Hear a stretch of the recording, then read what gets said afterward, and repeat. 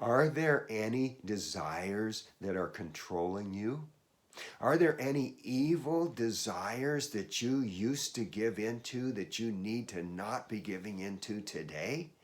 Welcome to Truth Talk with Ed Skipper, published 3 times a week. Listen closely to Peter's words in 1 Peter chapter 1, verse 14. He says, "As obedient children, do not conform to the evil desires you had when you lived in ignorance." Giving in to those evil desires reminds me of a child playing hide and seek, and they find what they think is the perfect hiding spot, an abandoned refrigerator or freezer. They crawl in, close the door, and then they realize that they are gasping for air and they cannot push the door open. They are locked in it. Somebody must help them or they are in deep trouble. What they thought was a great idea ends up deadly potentially. And so it is with these evil desires. They appear so attractive to us at the time, but it is a deadly illusion, and those desires end up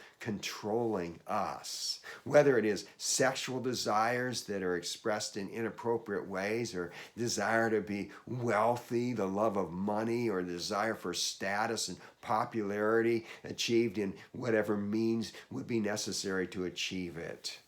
Listen again to Peter's words, 1 Peter 1:14. "As obedient children, do not conform to the evil desires you had when you lived in ignorance." Ignorant of who God is and what he requires. Ignorant of Jesus Christ and the forgiveness that is available in him and the power to live a godly life that is available in him. Instead, we are to be obedient children.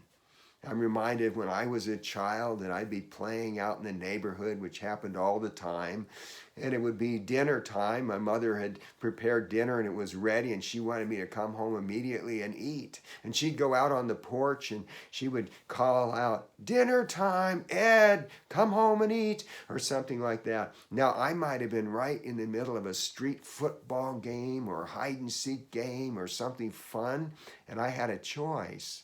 I could ignore her and pretend I did not hear her call. I could delay and come at a more convenient time, or I could go home immediately. Well, when it comes to what God wants of us, he wants us to obey immediately. Why? Because he's good, because he's trustworthy, he's faithful, and he knows better than I do what is best. So as obedient children, think of yourself that way and ask this question.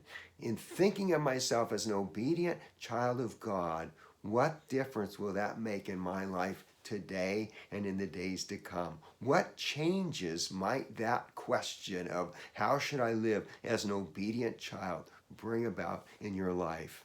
Hey, I would love to pray for you. Write it, your prayer requests, in the comments below if you're on a platform that allows that, or contact me personally, and I'd love to pray for you. And until next time, may you not give in to those old evil desires, but may you live as an obedient child of God.